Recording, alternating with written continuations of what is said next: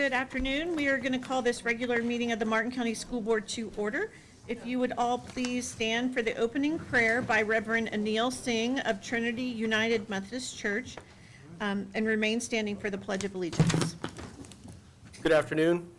Thank you all for inviting me. Let's draw together in mind, heart, and spirit. Creator of our universe, author of all life, and source of every blessing, thank you for gathering us safely here today. Thank you for the life you breathe into us and for the life we share. Thank you for our great nation, our sunny state of Florida, and our beloved Martin County. And we especially thank you for the people you have entrusted to us, our students. In your divine wisdom, O loving one, remind us that our students represent our future. Not long from now, today's young people will serve as doctors and lawyers and scientists and business people, police officers, firefighters, paramedics, authors, journalists, artists, musicians, restaurateurs, and, oh yes, teachers and administrators. Our students are a blessing, and we pray that they will become an even greater blessing to our world in the years to come. And so we now ask you for the wisdom and strength and compassion and the voice to impart the best and most useful of what we have learned to our beloved students. Every child who walks through our doors needs and deserves a safe, welcoming, encouraging place to prepare for the life ahead. And so may the decisions we make today bless all our students, whatever their lineage, background, economic station, or life circumstance. May the decisions we make today make the world a better place tomorrow. Amen. Amen. I pledge allegiance to the flag of the United States of America and to the republic for which it stands, one nation, under God, indivisible, with liberty and justice for all.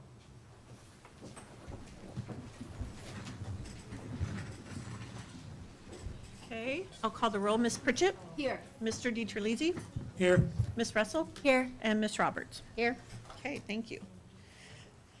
Do I have a motion to approve the agenda with the following items added, 7.07 and 18.17, items updated 4.05, 7.02, 9.01, 2, 3, and 4, 10.01, 15.11, 18.08, 18.09, 18.11, 18.12, 18.16, and 19.01.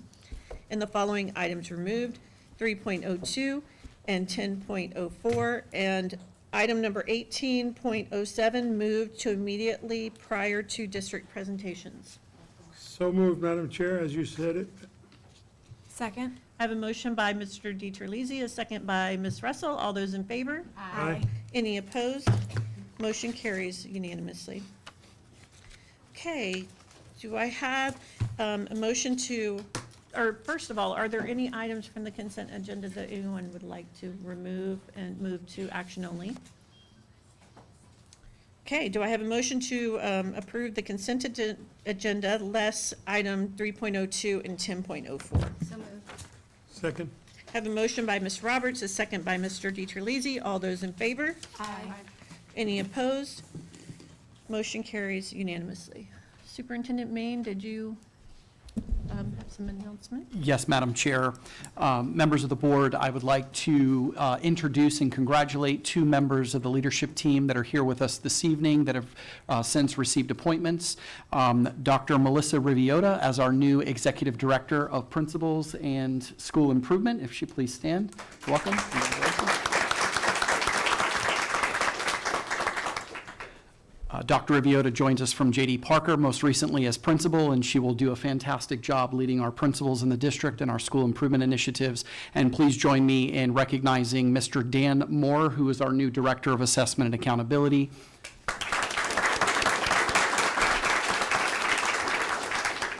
Mr. Moore joins us from Jefferson County most recently as a principal, former assistant superintendent of ESC, as well as some time at the Bureau of Department of Ed.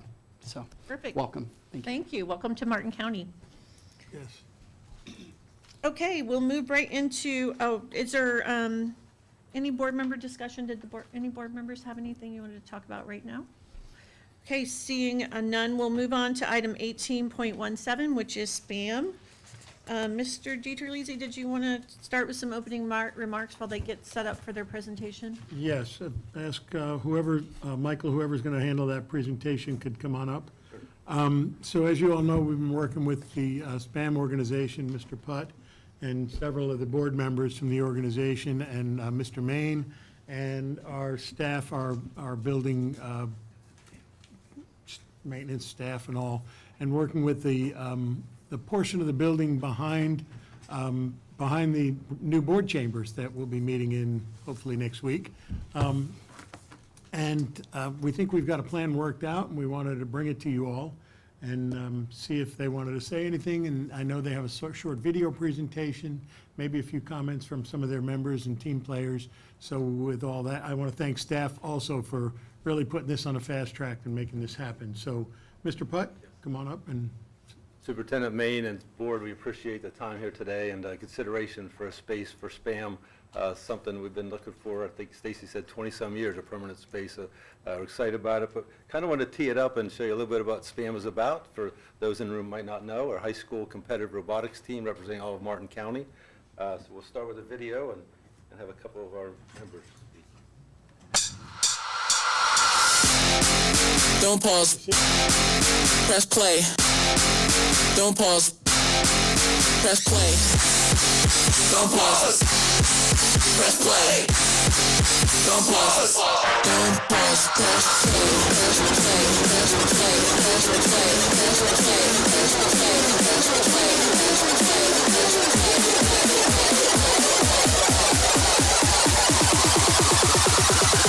Don't pause. Press play.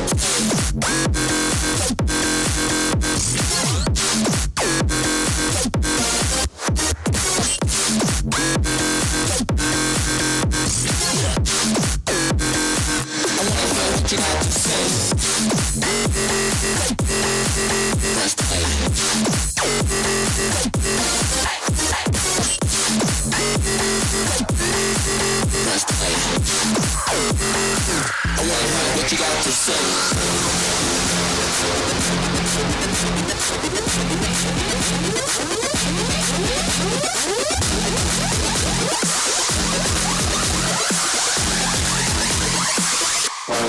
pause, press play.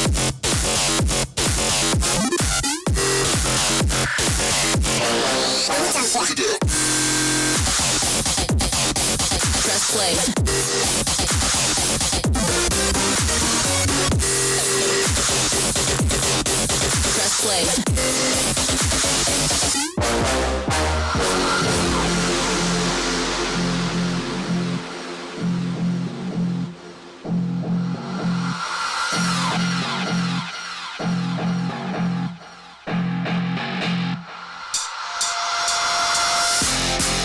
Don't pause. Press play. Don't pause. Press play. Don't pause. Press play.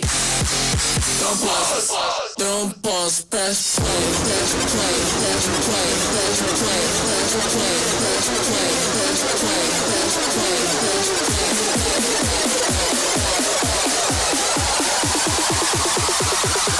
Don't pause. Press play.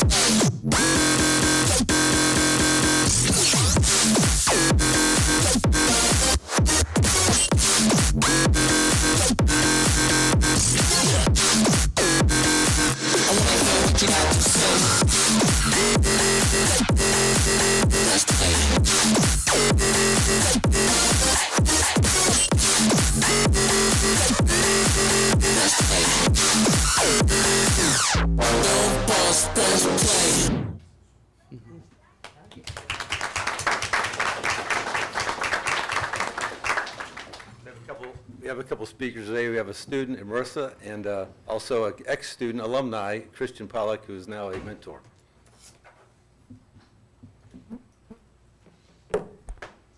Hello, I am Marissa Shoemaker, a senior at South Fork High School in the IB program and part of Drive Team and the team captain of SPAM. I first became involved with SPAM in second grade when my dad introduced me to the team. Ever since then, I have been watching the team and their success every year. When I was very young, it was my dream to be a member of SPAM and to be on the drive team, but I never expected myself to be the team captain. SPAM has inspired me to pursue a career in engineering as I have developed hands-on experience with tools. I am looking into electrical engineering as I had worked very closely with the electrical sub-team and had learned a lot from the many mentors on the team. Other than giving me hands-on experience and learning many different aspects of engineering, I have also found my voice as a leader. If you were to ask me 3 years ago if I could speak in front of a group of people or even be a captain of any organization, I would have been too shy to even try. I wouldn't have ever stepped up here but now with SPAM, I have been encouraged, and through my experience at a competition 2 years ago, I was pushed out of my shell by the mentors to be the alliance captain and had found my voice. With mentors encouraging me, I was able to find new skills that go beyond technical skills. With the guidance and skills of the mentors of SPAM, I am confident that I have the skills required to be successful in college and beyond. Thank you. Thank you. Bob.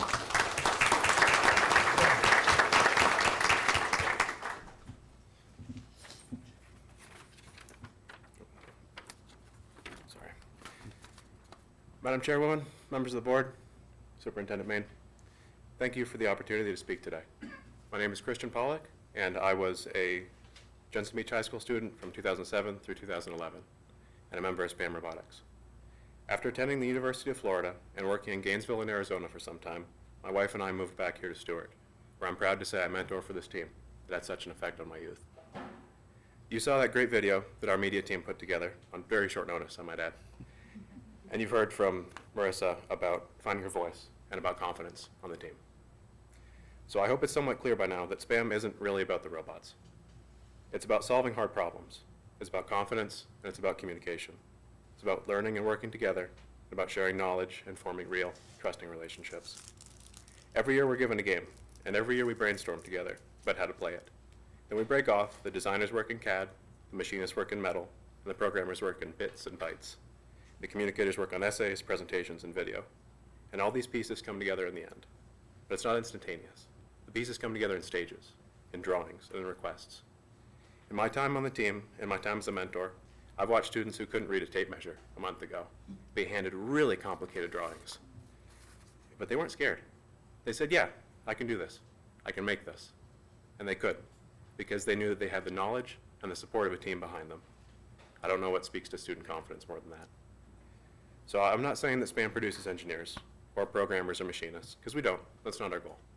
What we do produce are people who think differently, who know how to ask for help, and who know when something doesn't perform as expected, that that's just part of the design process. You make modifications, you try again, and you see what happens. You apply that to robots, you apply that to life. So I said I was a Jensen Beach graduate.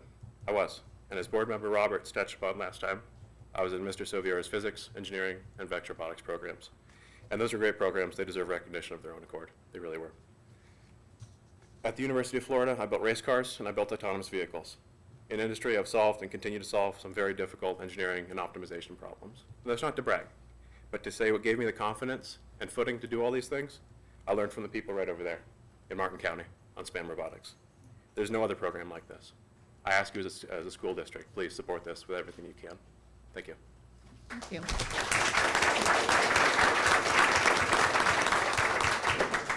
Those are two hard acts to follow. I think you get it, that SPAM is more than inspiring our young youth for STEM education. It is about building young men and young women.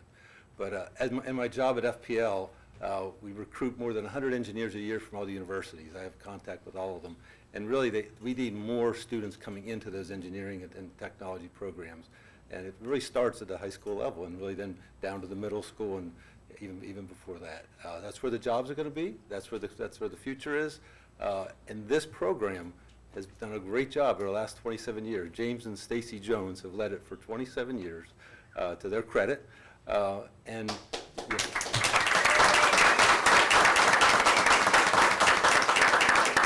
what I say is, any program we have, extracurricular, needs three S's, right? It needs obviously students, but it needs support of mentors and sponsors.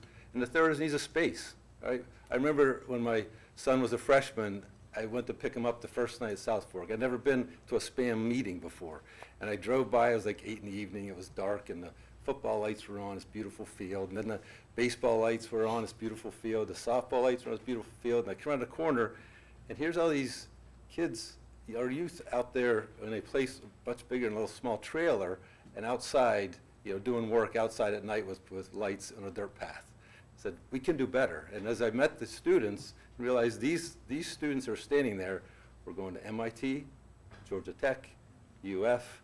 This deserves the same type of investment as the sports facilities do.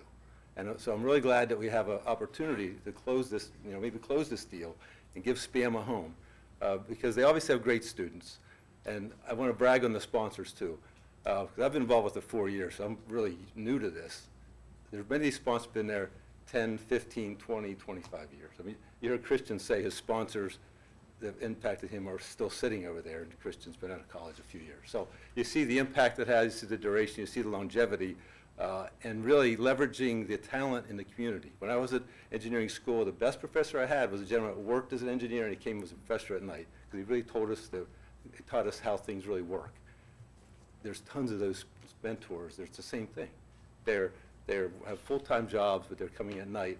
And what they do to mentor these kids is great. Little backdrop, and it'll take one more minute. SPAM's part of FIRST. FIRST has 1,000 teams worldwide. SPAM is a top decile team in the world, okay? Which is amazing with the space. We're in the fairgrounds, unair-conditioned space and things we do.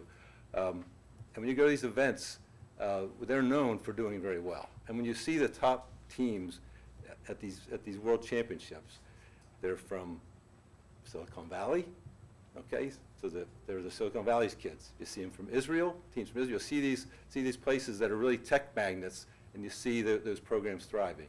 In fact, I think one of our big competitors in Florida is a team down in Riviera Beach that's sponsored through Suncoast, right? So I think it just goes out saying this program is amazing because it teaches not just competition and not just technology and with the kids, but also a cooperation.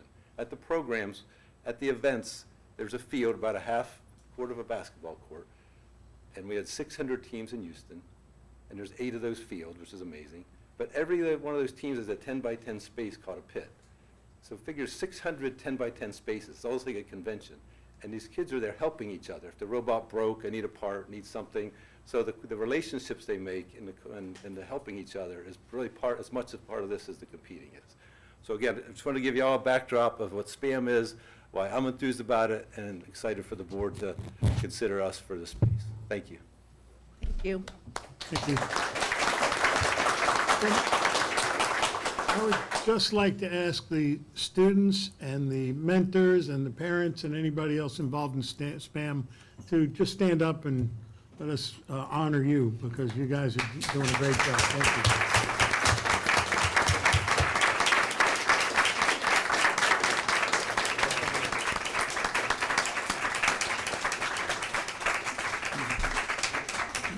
So not only are they outstanding students and folks that are learning so much in this opportunity that's been given to them, but Michael said, or one of them said, it's not just about the robots.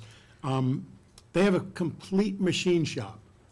They will be able to use 3D printers, CNC machines, the computers that run those machines, electrical and electronic computer programming and components. And they put all this together, and just to watch it is just amazing, because, I'm sure a few years ago, most of these young adults really never thought they'd be standing here today or being world champions either, and that just amazes us. And I know Lee Roberts has been a tremendous fan of yours for the years that she's sitting up here, and she even had a sign. Do you still have your sign?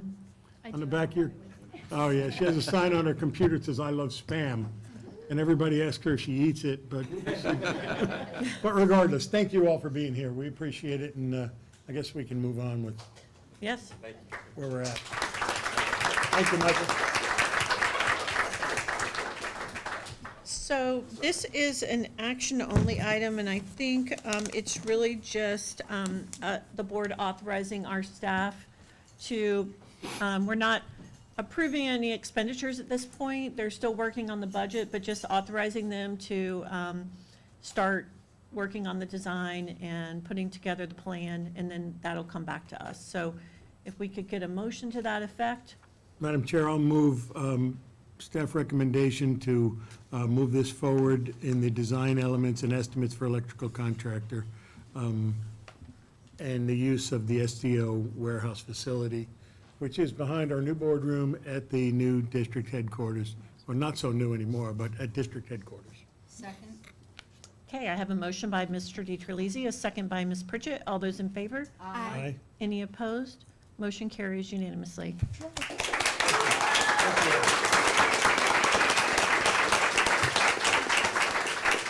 I have to say, Stacy, you have been here year after year after year, and I know that it's been a long journey, and you stuck with it, and I know how proud this community is, and SPAM is finally going to get their own field. So, congratulations.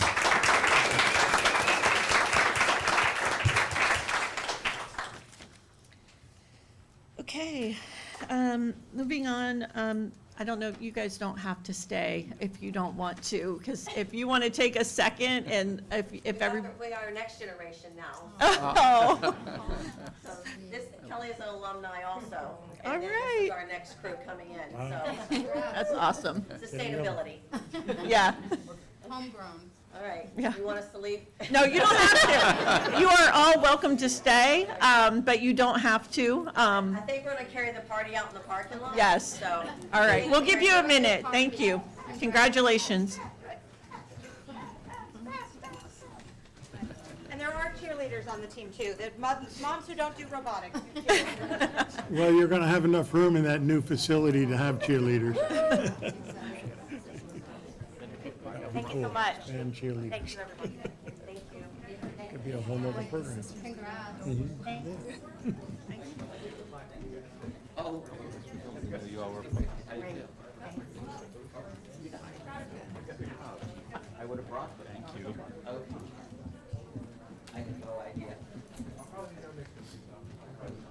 Okay. All right, next up, we have the district update. Jen?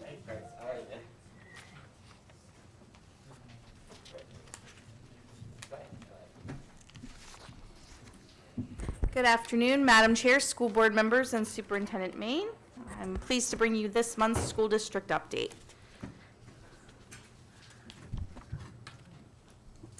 The safety of our students and staff is the top priority of the Martin County School District, and that standard is shared by our local first responders. Annual active intruder training with local first responders is vital when we need to prepare for the worst. The Martin County Sheriff's Office, Martin County Fire Rescue, Stewart Police Department, and the Martin County School District's Office of Safety and Security worked collaboratively to conduct such training at South Fork High School in late June. The purpose of the training was to ensure all components of an active intruder response are working properly and to improve our efficiency if such an instance were to occur in our school district. The goal is for us to be prepared for any and everything. This is absolutely critical. It's critical to the safety of the children. It's so important to train. Active intruder training has never been more important. We have a lot of procedures in place. We have a lot of systems in place, and you really don't know how it works until we actually use it. So that's why we do this type of training. It's important for several reasons. One is to make sure everything works properly. Another is for efficiency. Physically doing it instead of thinking about it will cut down on the time. So you're talking about seconds that count in saving somebody's life. The training at South Fork High School today incorporated 3 groups of people, the same people who would respond in a real-life situation: law enforcement, firefighters and medics, and district staff. and we all have to work together. That's what we've learned from these mass casualty events, that we can't work in silos. All three elements have to come together coherently and develop a strategy immediately for neutralizing the threat and then administering first aid to those that are wounded. For this training to be effective, it needs to be as real as possible. We try to replicate all the ones that we've read and then go a step further to make it even more stressful, even harder for our guys to come in and figure it out, so that when a real one actually occurs, maybe they've seen it before. Law enforcement initiates the response through the school's crisis alert system, and school resource officers will be the first to answer. They play probably the biggest role because they know the school. They're there every single day. So they can help out the responding officers. They're going to be the first ones that are actually going to go neutralize the system if they can. Then the cavalry comes, working as fast as possible to find the intruder while also working with medics to save the victims. When you have somebody that is actively bleeding, you only have so much time to mitigate a scene like that. So the quicker we get in with law enforcement to actually treat and triage and transport these victims inside, the better outcomes that we're going to have. These trainings are important so that if the time comes, every first responder is prepared for any possible scenario. We do this as a learning exercise. Afterwards, we'll sit down and we will see what we did right, what we need to improve on, and what else needs to be done to keep our staff and students safe. So even though we never want a situation like that to happen, here in Martin County, we're very fortunate that we have great relationships with our first responders, and we proactively plan for things. We study things, as Mr. Frangelis shared, that happen across the country, look at what we can do to improve so that if God forbid something happens, we're all on the same page and we can move forward efficiently and keep our students and staff safe. Starting kindergarten is a significant milestone for both children and families. To help make this transition smooth and successful, Bessie Creek Elementary School Principal Stacy Schmidt, with the help of kindergarten teachers, sat down to give us some valuable tips on how families can prepare their rising kindergartners for the start of their educational journeys. These tips are being released to parents of our youngest learners to help them begin the 23-24 school year on the right foot.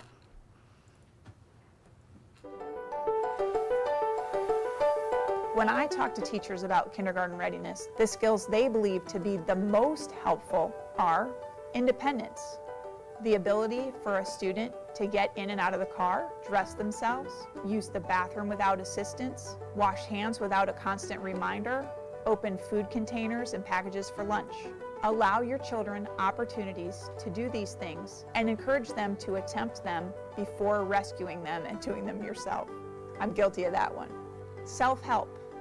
The ability to wipe their faces and blow their own noses. Following directions. The ability to perform tasks as instructed. To help children with this, it's good practice to get their attention, minimize distractions, speak quietly, use wait time, and check for understanding. Another thing that's great for kids is to be able to wait. Are they able to pause and be still? Can they take turns? Are they able to wait while someone else is doing an activity, especially an activity that they're really eager to do? These skills can be difficult for students, especially if they've not had much practice with them prior to beginning school. Providing direct opportunities for your children to practice is important. So we're looking forward to sharing more of those tips with our youngest learners as we get closer to the start of the school year. Which brings me to our next slide. Our comprehensive one-stop shop back to school webpage will launch within the next week. This page will provide families with all of the information they need to know prior to the first day of school, which is August 10th. Bus routes, bell schedules, supply lists, meet the teacher and orientation details, school meal specifics, and more will be available to families on our website at martinschools.org. We'll also be issuing our back-to-school emergency contact and annual parental consent forms electronically via the Focus Parent Portal. Once these forms are available, parents will receive a text directing them to log in and complete updates for their children. We'll also have hard copies available at every school for any family that would like to complete it that way. And the Focus Parent Portal is also where families will be able to view their child's course schedule and teacher assignments as we get closer to the start of the school year. We ask our families that once they've received this alert to complete these forms as quickly as possible so that all of our schools will have current contact information and consents on file as we begin a new academic year. And until next time, you can find us wherever you scroll. Thank you. Thank you. Next up is the superintendent update. Yes, good evening, Madam Chair, members of the board. It's a pleasure to bring to you the month of July superintendent's update. First slide is day one ready. Staff is meeting every Monday morning for our leadership meeting, and the HR department and our Director of Recruitment and Retention, Shannon Armstrong, has been tasked with presenting to the leadership team where we are every week with our hiring process. As you can see here, 1,248 total instructional positions with a 86% hired rate. 17 teachers are in the hopper through the TPG Cultural Exchange Program, and 4 letters of intent were issued at last week's job fair. We do have numerous applicants, I believe it is in the 40s, that are currently in some part of the hiring process being processed by HR. And at this stage in the game, we have our number at around, depending on where they are in the hiring process and those being processed, about 70 positions that are still open. So if you are out there and you are interested in teaching, we do encourage those to continue coming to the district office and applying for open teaching positions. District to the north and south, larger districts, but all around the state, we are still struggling with hiring vacancies for instructional staff. They're in the hundreds, but we are closing that gap, and I would like to see that percent hired in the 90s here in the next couple of weeks, and I believe we will get there as we process those employees that are in the system currently working through. School improvement planning is currently underway. Our Assistant Superintendent of Curriculum, Mr. Troy LaBarbera, and the team, Mr. Moore, and the entire school improvement team has been meeting with Deb George and others, Sheila Canal, to make sure that they brought all of our principals and our assistant principals together. We did something a little different this year. Instead of our teams doing their school improvement plans in isolation at their school sites, we brought them all to County High School and worked through the school improvement planning process with them, with our entire district staff available and at the ready to help assist and serve schools with their improvement planning goals. They did this twice. And they will continue to do this as the process moves forward. The template from the DOE was just released, and there were a couple of items that need to be adjusted by the DOE. The templates, a couple of the templates were incorrect, and some grade levels were not in the right order. So the DOE is working through those template updates, but as the templates are fixed, the schools will continue to work through that process collaboratively together. Those goals within the school improvement plan will be revisited throughout the year. It is not something that goes on a shelf, not to be revisited again, but it will be part of our continuous process in looking at and evaluating where they are as a school, in each individual school.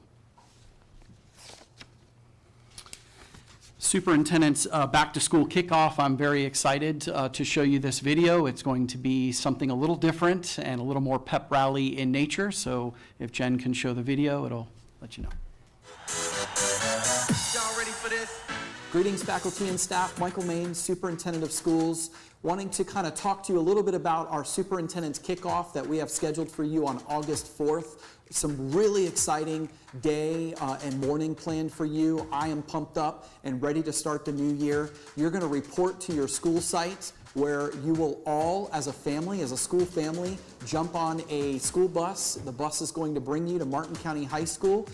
You will travel together in a pep rally atmosphere, so we want you dressed in pep rally form, themed out, whatever your principals or your administrators have had planned for you. We want it to be an exciting time. This is not going to be a boring superintendent's kickoff. This is going to be a party atmosphere where we will have DJs, Once the buses arrive at Martin County High School to drop you off at the auditorium, you are going to be greeted by our cheerleaders. You're going to be greeted by our drum lines. There's going to be food and little gifts for you as you enter the auditorium. And we've got a great lineup of not only teachers and faculty and students that will be giving speeches of their educational experience, but also performances by our very own Martin County students at each one of our school sites represented. So we are super excited. We have a guest speaker who is very motivating and inspirational to get us all pumped up and ready for the new year. I will be kicking us off with the vision that I have for the district and where I want us to head in the new year. And all of us, from our transportation department and operations division to our secretaries and our custodians to our paraprofessionals and teachers, everyone that touches the lives of students in the district will be together as one because we are better together. So I can't wait to see you on August 4th. I can't wait to have and see all of your bright smiling faces getting off the bus and entering in the auditorium. So get ready, be pumped up. Great things are coming your way. Thank you. So we're really excited. I think it'll be a great opportunity. Last year, we divided up the operations division and the academic division into two separate timeframes, and it just really, we need to be together. And so hence the vision this year, or the theme, Better Together, because when we're all moving in the same direction, all pulling towards higher student achievement, we see better results. So that is on the 4th. And then it's not up there on the slide, but our two leadership days are July 24th and 25th, right around the corner. So we're kicking it in high gear. Day 1 will be mostly academic focus in nature. Day 2 will be operations driven with a little bit of both mixed in between, and multiple breakout sessions for our staff to participate in professional learning opportunities as a leadership team so that everybody knows what the clear direction is before the start of the year. So at this time, this concludes Superintendent's kickoff. We are kicking it off. The update. Thank you. Thank you. Okay, are there any other questions about any of the other information-only reports? Okay. Well, we're early for public comment, but I guess we can go ahead and start, and then if we get anybody that comes in at 5, we'll take them at 5 o'clock. So we will get started. Citizen input is vital to the improvement of our district. Most times, your remarks may be listened to without comment from board members or the superintendent. This does not mean they are heard with any less intensity or concern. Where appropriate, the superintendent and staff will investigate your comments and report back to you and the board with an answer. We thank you for taking the time and having the concern to make our district better. Your presentation to the board should not exceed 3 minutes. First up is Stacy Schmidt, followed by Elizabeth Crane.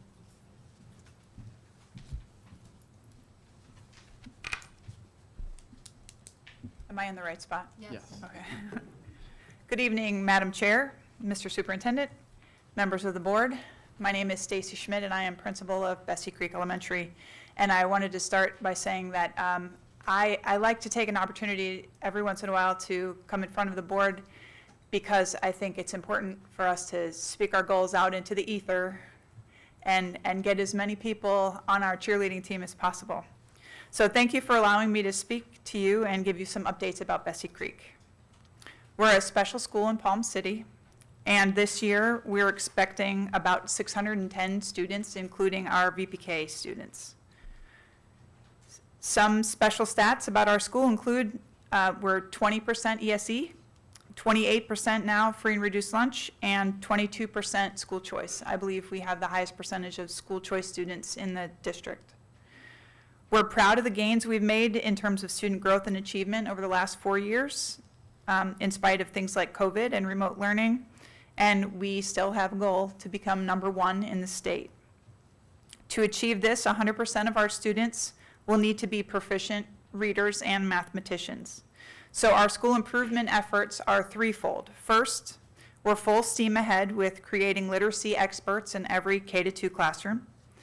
This year, we will be using early bird data to help us identify and support students with atypical literacy development.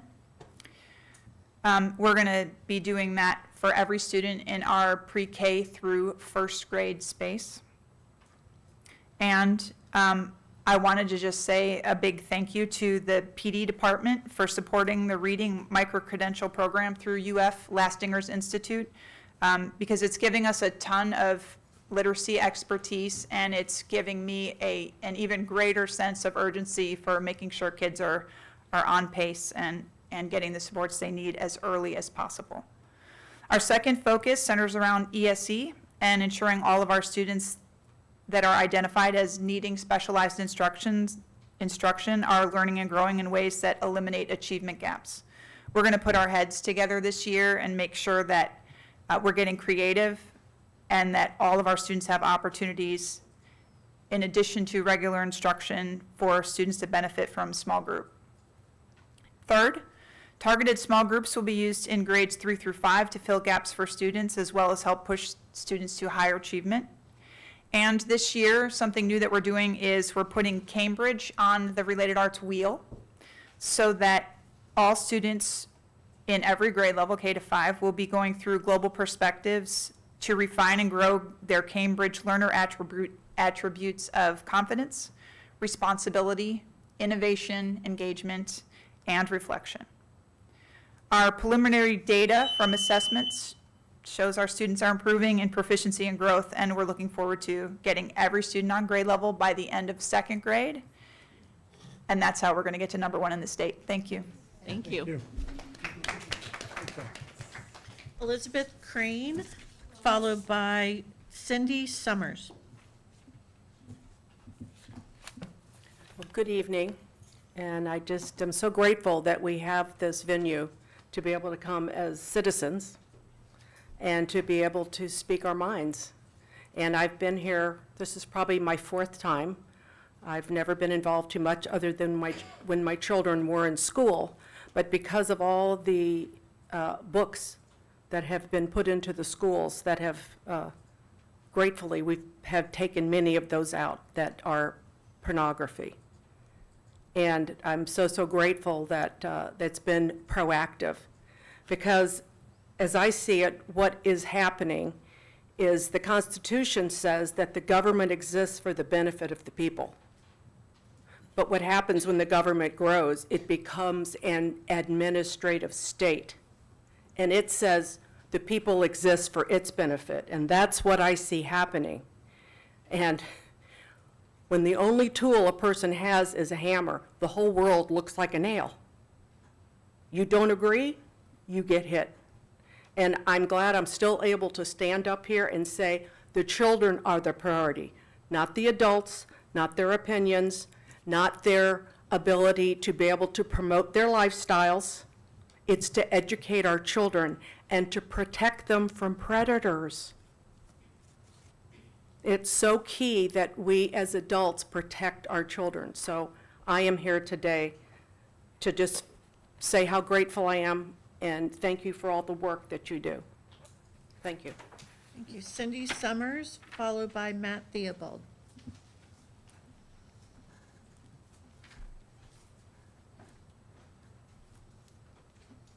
Good afternoon. Can you hear me?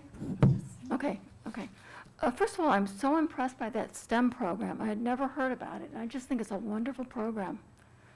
But anyway, I'm here to talk about this. In a previous presentation, the school board learned that all the books that had been removed were done so on the basis of slide 11, which refers to materials that are neither pornographic nor prohibited by section 847.012 FS. Not one of the removed books was pornographic. Yet various groups are broadcasting otherwise, proclaiming that the removed Martin books were pornographic. A very conservative friend of mine from California emailed me because she had heard that pornographic books were being removed from Martin County schools. She was shocked that there were pornographic books in Martin County schools in the first place. She was concerned that up until now, the Martin School Board had allowed Martin Martin County school children to read pornographic books, and that they had taken no action to remove these pornographic books. Thank you. Matt Theobald, followed by Robin Cass. Excuse me.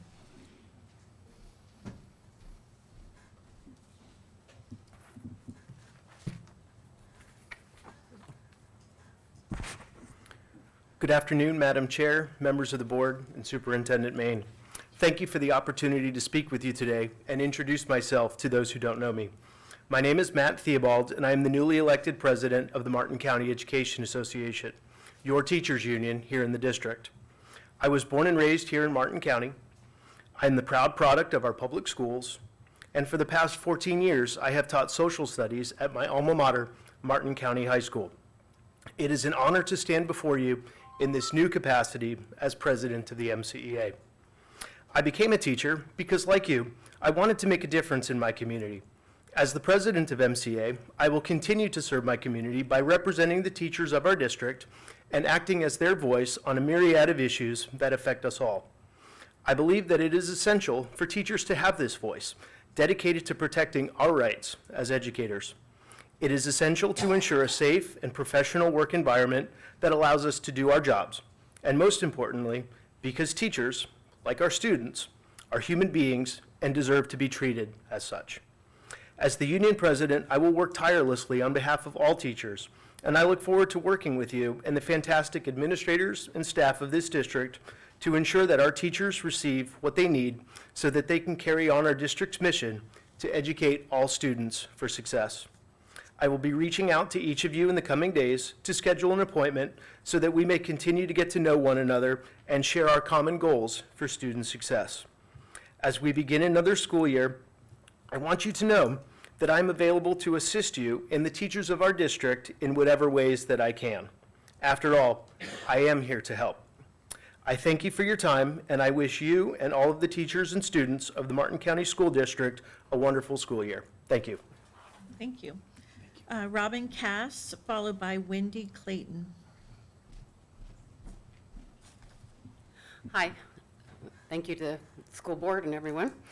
My name is Robin Cass. I'm coming up here again because I continue to feel the message is important, and I also am very grateful that everybody can speak their mind and there's freedom of speech for all points of view. So I do appreciate that as well, just as the other speaker said. So first off, I've been living in Martin County for 25 years. I'm a physician. I have two daughters who graduated from the school system.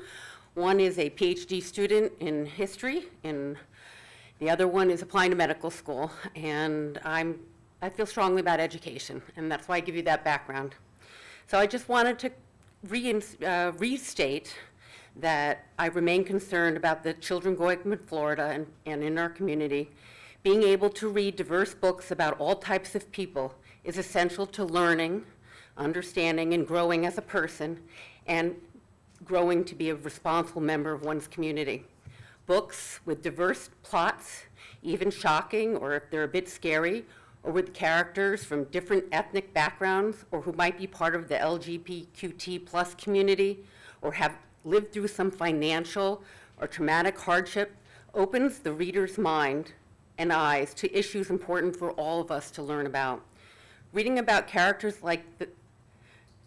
reading for the characters who are like the reader themselves, who are maybe going through similar issues, can be invaluable. It can make that reader feel heard, less alone, and give them hope. But just as important are readers who read about people whose lives are different than theirs. Until members of our community and our country try to learn and understand one another, we will continue to have conflict and distrust and hate. Limiting books that can be read at all significantly contributes to shutting the door to learning and understanding so essential to all citizens. Thank you. Thank you. Wendy Clayton, followed by Bill Smithson.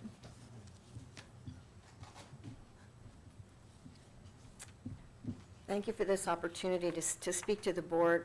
I'm really here today to say thank you because I've been attending the last few months' meetings, And I noticed that there was a large number of people against the book removal, and so I wanted to come here today to tell you what my research found on this topic.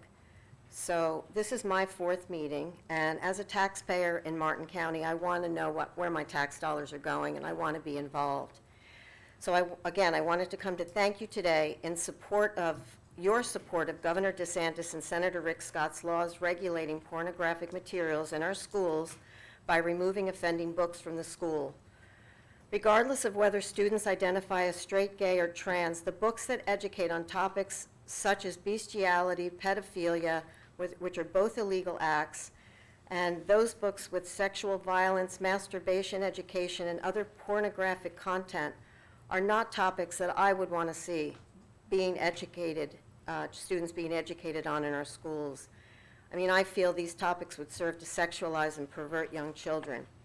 However, I believe that these books are allowed in public libraries where parents that want to educate their children on these topics can do so.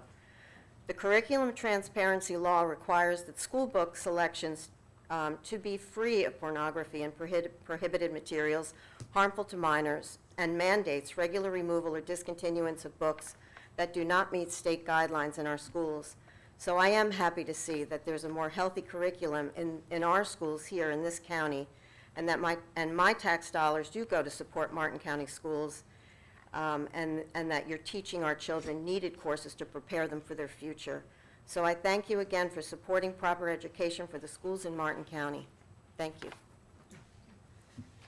Bill Smithson, followed by Stephanie Lemieux.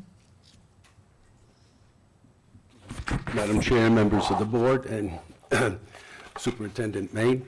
All right, I'm here once more to request the school board to reconsider its process on book banning and allow those books removed from our classrooms and media centers back on the shelves.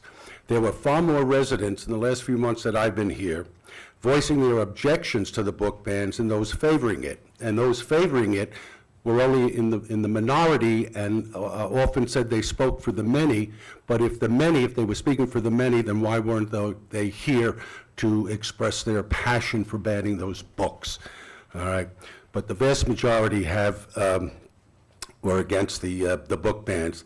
I'd say an educated and fair guess would be about 50-1. It's interesting that other school districts, and I'll use Port St. Lucie School District as an example, found a way to appease both sides of the fence by restricting access to books objectionable by parents and allowing those parents who want their children to have access to books dealing with the reality of the world we live in. We all know the driving force behind the book bans is the Moms for Liberty. The few that spoke at these meetings stated they're not banning books, just removing books of pornographic and or sexually explicit nature. However, it's no secret that the majority of the books banned by Moms for Liberty from our schools deal with race, institutionalized racism, sexual orientation and identity, school shootings, abortion, and the list goes on. Moms for Liberty are given a list targeting those books of the aforementioned topics with references to page numbers and paragraphs to cite at school board meetings to accomplish their goal of banning the books. How convenient. You don't even have to read a book or understand the full context of the author's intent or messages that resonate with our most marginalized students. It's important to note that the Southern Poverty Law Center, and I believe most people are familiar with that, it's a nonprofit advocacy organization specializing in civil rights and public interest litigation. And they have labeled Moms for Liberty as a far-right organization that engages in anti-student inclusion activities and self-identifies as part of the modern parental rights movement. The group grew out of opposition to public health regulations for COVID-19, opposes LGBTQ and racially inclusive school curriculum, and has advocated book bans. So I just want to say, I know it's a cumbersome process, but you heard for the last few months the number of parents, concerned constituents that came up here that voiced their opinions against the book bans. I'm asking you to go back, reconsider the process, and try to come up with something that appeases the majority of us parents who want a more well-rounded education for our children, have access to information where they might find themselves and help where they might not get it at home. Okay, thank you. Thank you. Stephanie Lemieux. Madam Chair, board members, superintendent, thank you for this opportunity. For those of you that do not know me, my name is Stephanie Lemieux. I'm here on behalf of Indiantown High School. I want to ask that you help us in our efforts with bringing more recognition to the school. I believe that it's going to be a beacon for Indiantown High School and for the community. There's going to be very many programs that are going to be offered at this school that can help our 9th, 10th, and 11th grade students. And I also wanted to invite you to come out to a community celebration that we're having on July 30th. Food, music, and fun. I'll leave some of these flyers with you guys. They're both in Spanish and in English. Just to get the word out, we're going to have a open house event from 1:30 to 3:30. So please come out and show your support for one of your newer schools in the district. Thank you. Thank you. Okay, Victoria Duffenthaler.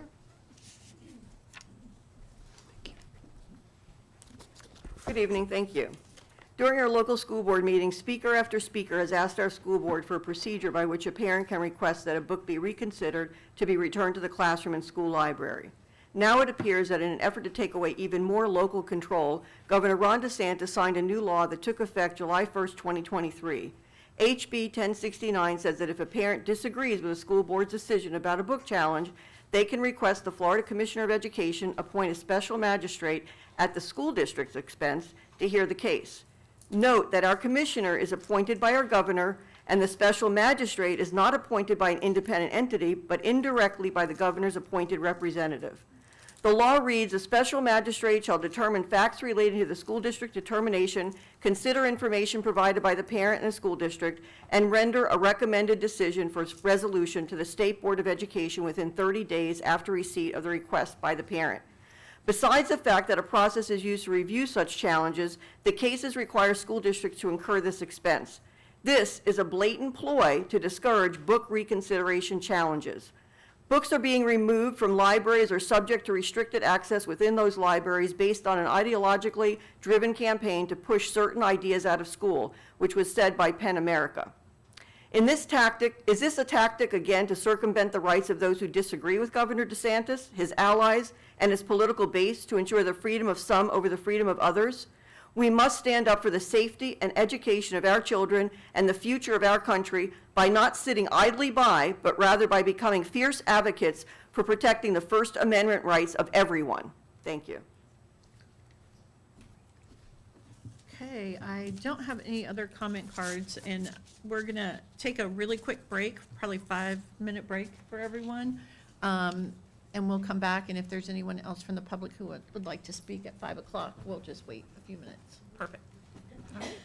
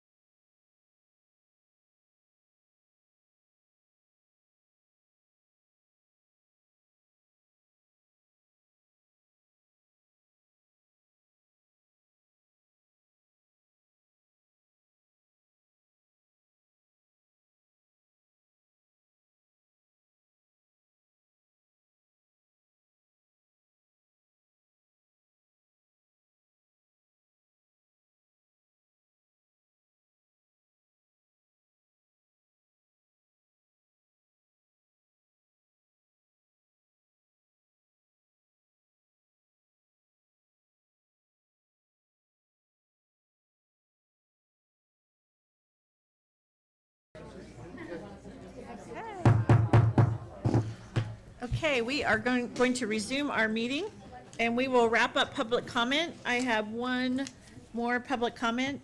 Jan Mozingo.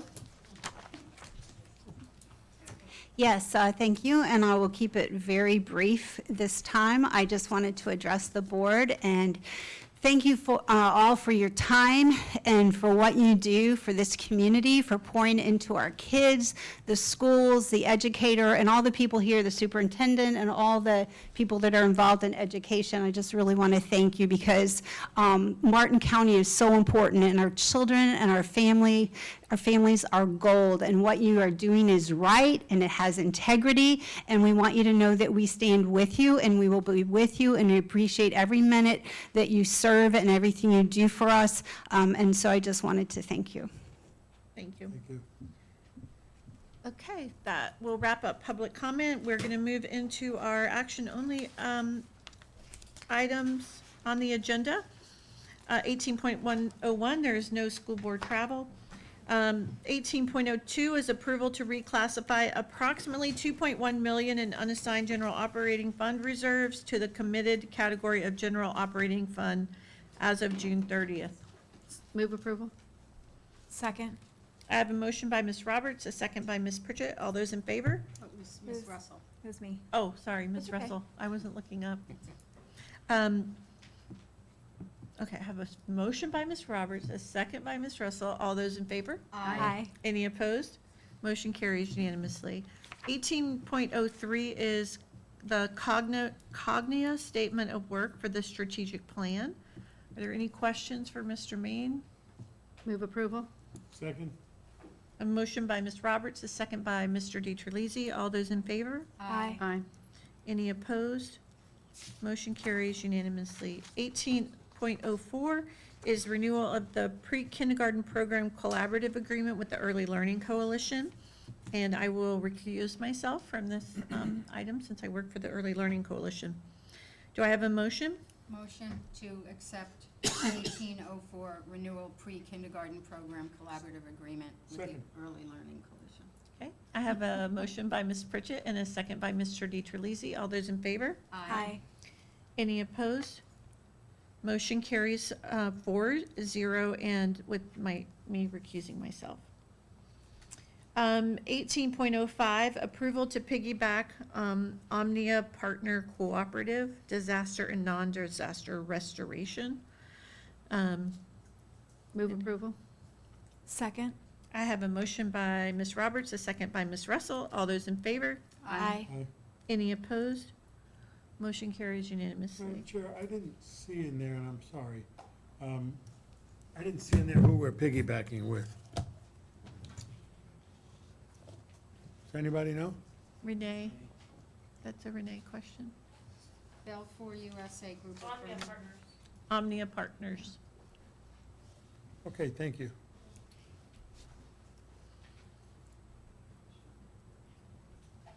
Omnia Partner Cooperative. Okay, 18.06 Indian River State College Star Program Contract. Move approval. Second. I have a motion by Ms. Roberts, a second by Ms. Russell. All those in favor? Aye. Any opposed? Motion carries unanimously. Item 18.07, the 23-24 bus routes. Are there any questions? Do I have a motion? Motion to approve 1807 bus routes. Second. I have a motion by Ms. Pritchett, a second by Mr. DiTerlizzi. All those in favor? Aye. Aye. Any opposed? Motion carries unanimously. Item 18.08 is the ASME Memorandum of Agreement for the millage stipend. Any questions? Move approval. Second. I have a motion by Ms. Roberts, a second by Mr. DiTerlizzi. All those in favor? Aye. Any opposed? Motion carries. This is, just for the record, this is related to the millage, and it is a 3-year agreement with ASME for, to distribute those millage dollars, similar to what we have agreed with the teachers. 18.09, requisitions to be approved for purchase orders over $100,000. Are there any questions? Do I have a motion? Motion to approve. 1809. Do I have a second? Second. I have a motion by Ms. Pritchett, a second by Mr. DiTerlizzi. All those in favor? Aye. Aye. Any opposed? Motion carries unanimously. 18.10, instructional materials for reproductive health disease education. Motion for approval, 18.10. Second. I have a motion by Ms. Russell, a second by Ms. Pritchett. All those in favor? Aye. Any opposed? Motion carries unanimously. I have a question, Madam Chair, if I Yes. could go back to 1809. The added items, Mr. Morrison. The added items for instructional services for Nearpod and for Schoolology, are those going under instructional materials?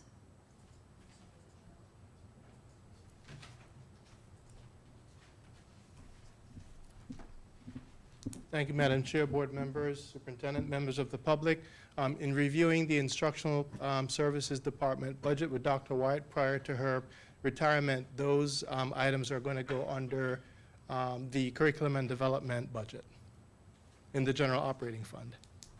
Both of those two things? Yes. Thank you very much. Thank you. Sorry. 18.11 is the RFQ, two, one for the contract management and one for A&E for South Fork High School. This is the one that's the additional costs associated. Do you want to explain that a little bit? That is correct. So both items are for the additional increases because of the South Florida water management permitting process that had to occur, and then the work that, the delay that took, and the incurred costs from the contractors for both of those. The South Fork High School is, and I can have Mark come up if we need additional information, but we are asking for an additional increase to cover that cost. In addition to the insurance, we need to increase out the insurance for both of those projects. We do not anticipate as much of a cost with Stewart Middle School because it's in the same situation as we do with South Fork High School, but we wanted to add additional monies into those accounts in the event that those costs do increase. Move approval of 1811 and 1812. So I have a motion by Ms. Roberts Second. and a second by Ms. Pritchett. So, Mr. Main, that's a result of the delay has caused the increase in the price of the materials. Yes. Okay. Yep. Mhm. Thank you. I have a motion by Ms. Roberts, a second by Ms. Pritchett. All those in favor? Aye. Any opposed? Motion carries unanimously. 18.13 is the 23-24 Comprehensive Mental Wellness Plan. Move approval. Second. I have a motion by Ms. Roberts, a second by Ms. Pritchett. All those in favor? Aye. Any opposed? Motion carries unanimously. Item 18.14 is a request to approve the renewal in the power buying group and purchase USDA foods. I have Move a for motion. approval of 18.14. Second. I have a motion by Ms. Russell, a second by Ms. Pritchett. All those in favor? Aye. Any opposed? Motion carries unanimously. Item 18.15 is, we did some digging into our contracts regarding our charter schools, Indiantown High School and Clark Advanced Learning Center, and found that those two appointments require board approval. The people that are in those positions that require board approval are already in those positions. One is Ms. Roberts. She serves on the Clark Advanced Learning Center Advisory Board. And then Mr. Main, at the time, did not realize that it was a board appointment for a business member. So he had appointed Carrie Lewis. Carrie is originally from Indiantown. She went to Warfield, Indiantown Middle, and graduated from South Fork High School. She's been serving on the board. She's been an instrumental part of the board. She's actually a former employee of the school district. She's been extremely involved in multiple committees through us. She's in the HR insurance kind of field. So it is my recommendation and the recommendation of the superintendent that she remain in that position. She's been doing a great job, really. She knows Indiantown. She's been recruiting So we're okay with that. And then Ms. Russell will become one of the superintendent's appointees, since Indiantown High School falls within her district. She will be representing one of the positions appointed by Mr. Maine. Motion to approve? Second. Okay. Have a So I have a motion by Ms. Pritchett, a second by Mr. DiTerlizzi. All those in, wait, you had a question. So then Jen's going to serve as the appointee. There's 3 of them. Well, there's 2 that are staff, so she wouldn't be considered staff, so she would be his designee then? Is that correct? Yes. Okay. All right. That's All those in favor? Aye. Any opposed? Motion carries unanimously. All right, 18.16, Bloomboard Para to Educator Program. We got a presentation at our last workshop about this. I know that we all got an email with some questions. I'd like to kind of take the opportunity. I didn't see a response back. I know Jim was working on that. If we could just kind of have a few of those questions answered. I think some of them were about, is Julie? I'm right here. So I think there were some concerns raised about, I don't have my email up, so. One of them was the photographing Yeah, and the- videotaping of students. One was the pricing of our school here, the college. Why is it escaping me? Indian River State College, the disparity in the tuitions. And that were the 2 that jumped out at me. And I don't know what the third one was, but I'm looking. Well, good afternoon. I'm Julie Sissa, Assistant Superintendent of Human Resources, Madam Chair, Superintendent, and board members. We did have a response put together today, and it may be on your email that you didn't see. I know I worked through Mr. Shazo to go through that. If you don't mind, I'll just go ahead and read what we'll be sending the individual that asked the question. Dear Ms. Brown, thank you for reaching out to express your concerns regarding the proposed partnership between Martin County School District and Bloomboard. We appreciate your diligence in prioritizing the best interests of our students, our educators, and our community. Our number one concern has been always our students. As educators, we know that it's good for our students, and it's a good decision.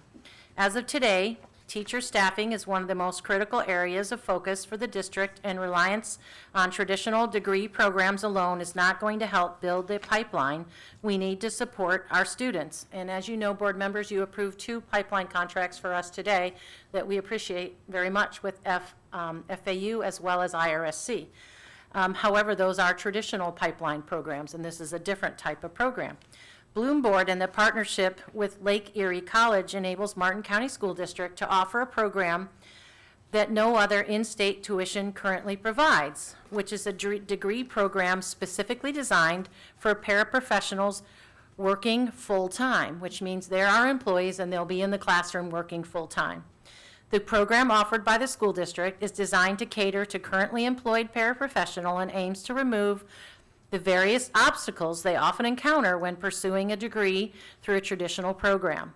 Notably, challenges such as managing childcare, maintaining a health and work-life balance, facing unemployment while engaged in your student teaching, and coping with the financial burden of a degree costs are effectively eliminated with this program. As a result, paraprofessionals can now acquire their degree while simultaneously remaining employed, thus enabling them to learn and earn their degree in tandem.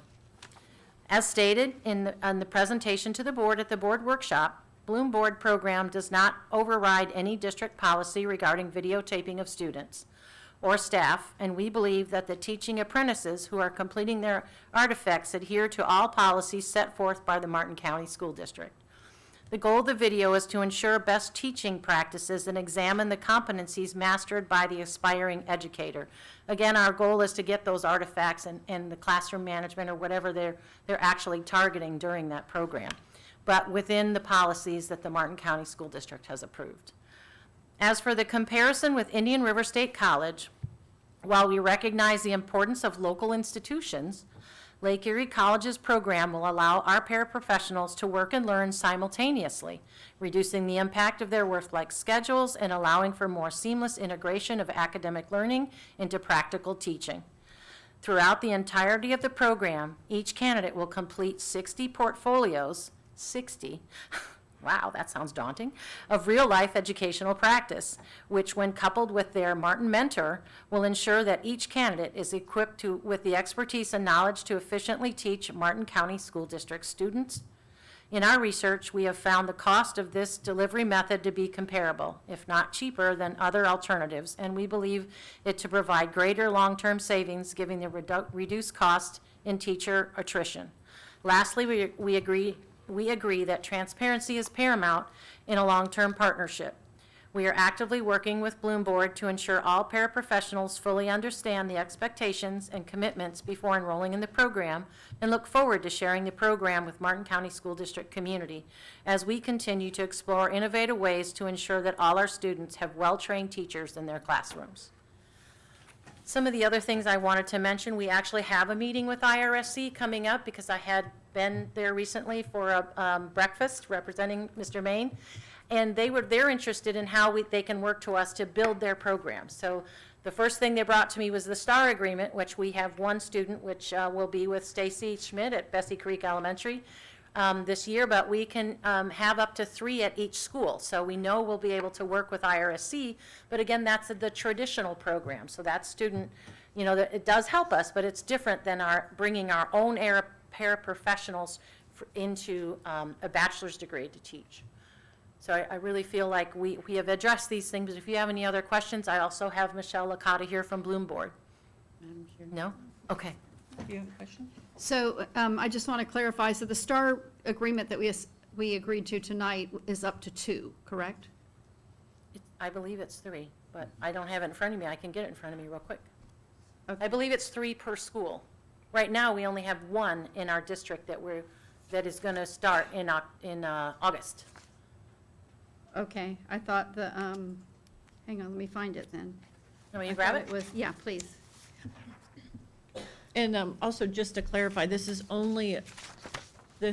program through Bloomboard is only available to our employees that have a 2-year, already have their AA degree. So it's not the traditional 4-year program. We're not supporting that. So it's really, they have to start with their AA. We have I think you said 28 employees that could be eligible, but. We have 45 that have AAs, but when we did our interest meetings, when Shannon, our Director of Recruitment and Retention, managed those meetings, we had 28 interested that are eligible. We've moved forward with looking at like an agreement with each one of those employees. Bloomboard has provided some examples from other districts. We're hoping to get the one from Hernando, who is just launching it. It's a Florida district, to see how they're looking at it. We'll be dealing with that through Christine Schroed and probably labor management, just to make sure that AFSCME's up to speed with what we are doing. So we're kind of excited about that, just making me look at all kinds of logistics. What if one of the students ends up getting pregnant? What if the teacher is out on leave? We just want to make sure we look at every little piece of a barrier or a challenge so that we can make sure that student in the 2.5 years gets their degree. So I found it. It's You at found the top of page 4. It's 2 per board facility. Okay. So it's 2. I think it's the 3 years that. Maybe I was missing. I just remember picturing a 3, Lee. I'm sorry, but Yeah, thank you. that's So okay. 2. And how Thank many is the contract with Bloomboard for? Right now, it's with 15. Okay, thank you. Yes. And we're also looking at a rubric to work through determining those 28 with professional learning. Correct, Heather? Correct. All right. So any other questions for us on that? We're excited about it. Thank you so much. Thank you.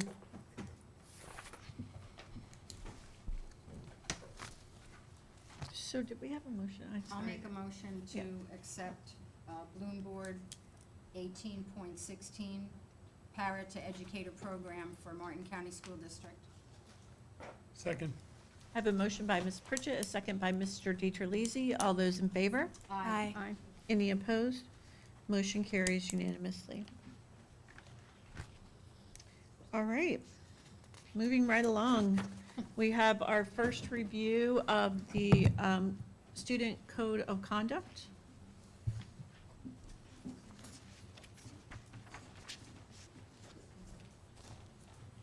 To that. Hang on.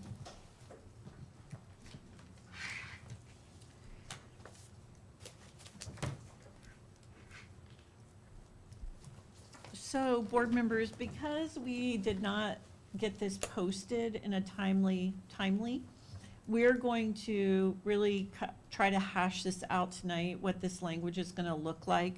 And this will be re-advertised for our meeting on Monday, the 24th, just so that we have a document that's available to the public prior to the meeting. So but we really need to get this ironed out tonight, so that then we can vote on it on Monday. Ms. Roberts, did you have a question? So I think we should approve it and eliminate page 54. 54 is the yellow page thing. I talked to Christine Schroed today, and she said that the concern was that, we're required to do an annual notice to parents about the directory, et cetera. And as long as we have a mechanism to do that, we don't have to. I looked in Palm Beach County, and I looked in St. Lucie County's Code of Conduct. They don't include anything about directory information. I mean, they're direct, or in the Code of Conduct. They don't include this in their Code of Conduct. They handle it a different way. And I just think it's a lot cleaner instead of hashing out language, instead of dealing with what it needs to look like. We have a policy. That policy eventually needs to be workshopped, needs to be adjusted, et cetera. The superintendent and our public information officer are working with what the disclosure piece looks like as far as getting the consent from parents. But I think as far as approving a code of conduct, I don't think we need any, my personal opinion is we don't need any language in the code of conduct. So I would think we could just get rid of page 54. So I just would like some clarification from Ms. Schroed about what that notification looks like. What is the requirement for us to notify? Because we're just going to create something, another, I just want to understand it before we create something else that we have to, if we're already notifying in our student code of conduct, why wouldn't we use that if it's going to, I would like to understand the mechanism that we are going to use if we're going to go with that route. And I'm okay either way. I just want to understand it a little bit better. Yes, I've notated that. And I also, Jen has been working on this as well, so I'd like for Jen the opportunity to be able to explain parental notification as well. There is another mechanism that we can use to notify our parents, and if Jen can come up to the podium, please, that might provide some additional clarification.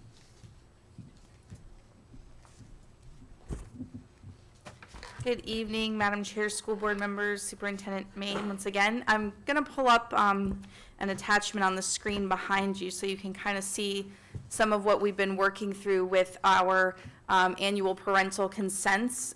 Beginning with last school year, we went to an online version where parents could go through the Focus Parent Portal for the first time and complete their updates to contact information. If there are annual programs that are tied to statute that we're supposed to provide an educational component in some way, but statute gives them the option to opt out, this is where we collect all of that information in these forms. It's a one-stop shop at the beginning of the school year where when we really want to engage our parents and give them all of the information that we need to form our programs and also to be able to contact them throughout the year, this is the one-stop shop that we provide it. It's the Focus Parent Portal, and it's also available hard copy because there are students and families that prefer that version or need that version. But once it goes live, we send the link out to parents. Once they log into the Focus Parent Portal, this is literally the only option that they have that they can do before moving forward. They can't go anywhere else in Focus until they've gone all through this consent sequence, given us, confirmed their phone numbers, confirmed their home address, looked at all of the annual programs related to different educational components and said, yes, I consent to my child participating. What you have on the screen is the directory information consent that we've kind of been working on, where we took the definitions of directory information as provided in board policy as it stands now, define them for parents, and let them know what the federal definition of directory information is, what the the Family Educational Rights and Privacy Act, which is tied to the federal definition, how that refers to directory information, and also what our school board policy says, so that they can kind of see what that's considered.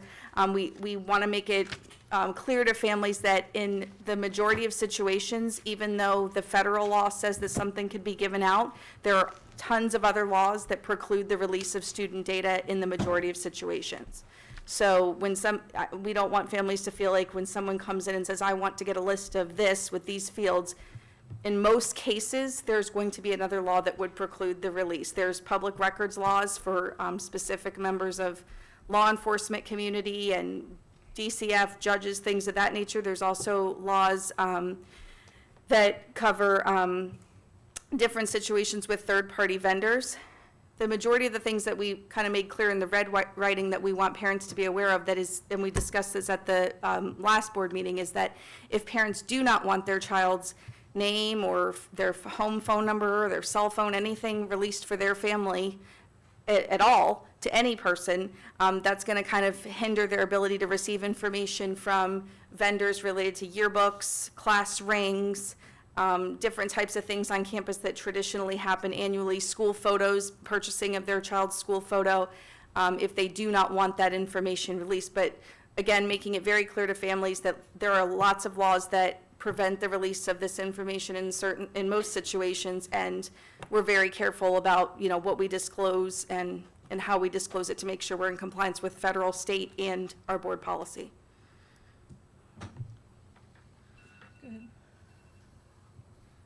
So if I'm reading this form correctly, this is different than the form you presented or you didn't present, but somebody presented on your behalf at the workshop. Yes. Yes. So this appears to be kind of like you would be consenting to everything. You wouldn't be able to say, I don't want to give you my height and weight and my place of birth, but I do want to give you my name, address. So even though you're saying in here, please be aware in the red numbers, if you don't share your information about my name, address, telephone number, grade level, or school, if I don't give you that information, I'm not going to get cap and gown and graduation information. But you don't give me the option to say, I'm okay with that, to get a cap and gown, but I'm not okay with my height, my weight.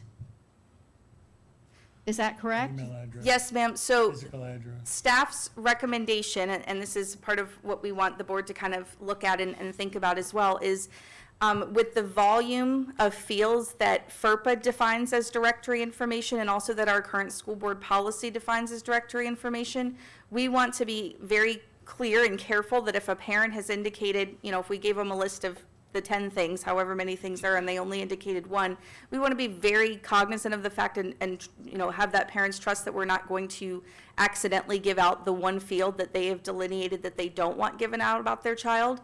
And since there are different schools processing requests from class ring vendors, yearbook vendors, the companies that come in and take school photos, it would be easier to ensure the integrity of the information, to make sure that we were only consenting to all or nothing, that we wouldn't be giving out, one piece of information that a parent did not want released. We'd prefer to keep it where we would be able to maintain exactly what's asked for and only have a box checked in one field, rather than going down the list and potentially having something given out that was not consented to by the family.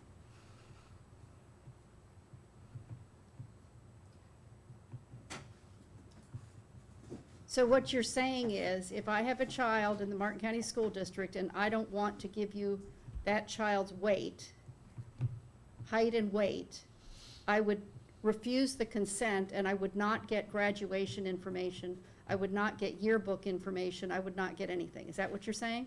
So in the specific, I understand what you're saying. In the specific example about height and weight, there's another section of the form that kind of details other types of releases of information. Like, if the main reason that height and weight would be released in the majority of situations is if I'm an athlete, I'm competing in sports, and the So coach. imagine if my child plays soccer. Yes, ma'am. And so now you're collecting her height and weight because she plays a sport. Mm-hmm.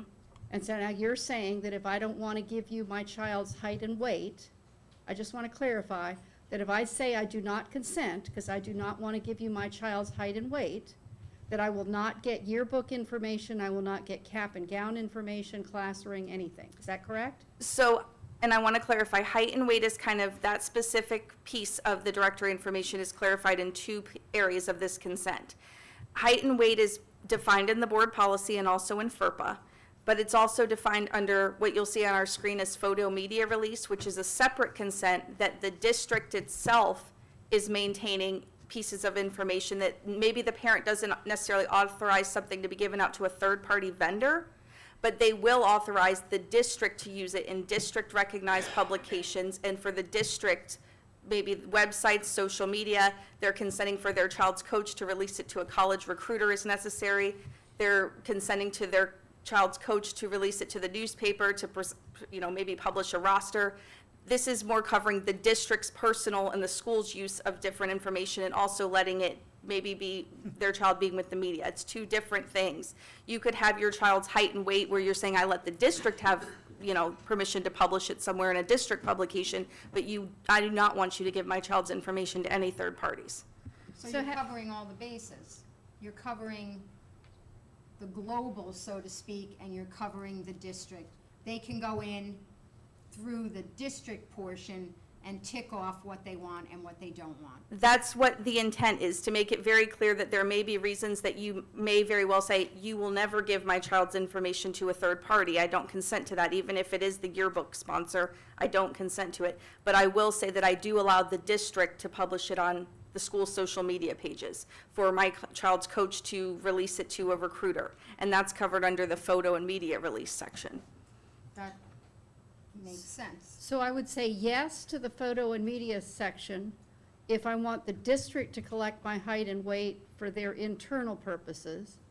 But if I didn't want it to be collected in the directory, I would then say no. Well, the information is collected. It's whether it's allowed to be published, like on a roster, in a sports program, in the program that the volleyball team puts out, where they, I don't necessarily think that they always report exactly what the height and weight is on the yellow card, or however that's collected, but it's on the roster for, I just know for volleyball players, they might only be 5'6", but amazingly on the roster, they're like 5'10", so it's, Glorified. yeah, So- a little bit. So I would say yes on this page if I wanted it to be on the sports roster. And I would say no on the other page if I didn't want to get a yearbook. If I didn't want anything to be released to a third party outside of the district for any reason, then I would not consent on. They can order a yearbook through the district. They just won't allow the yearbook's publication to give their information out. It's kind of easy. District, global. The district portal allows them to pick and choose which pieces of information the district can use. But the directory information can be refused because they don't want it to go out to anybody but within the district's workings. The yearbook, cap and gown, etc. So if we were selling yearbooks at one of the high schools, then a text message could go out to parents saying, Yes. the yearbook is for sale now, get your order in or whatever, but the yearbook company couldn't send them direct Couldn't mail send a or email postcard. or, yeah. Correct. Okay, and then when you, on the media release one, besides saying yes to that, am I then, as Ms. Pritchett is saying, I have a choice on which things I wanted? So the media release, it says permission is granted for the school or district to use my child's photograph, video image, writing, voice recording, name, grade level, school name, participation in officially recognized activities and sports, weight and height of members of athletic teams, dates of attendance, diplomas and awards received, date and place of birth, and most recent previous school attended on websites, et cetera, and or similar school or district-sponsored publications, or in school or district-approved news media interviews, releases, articles, and photographs.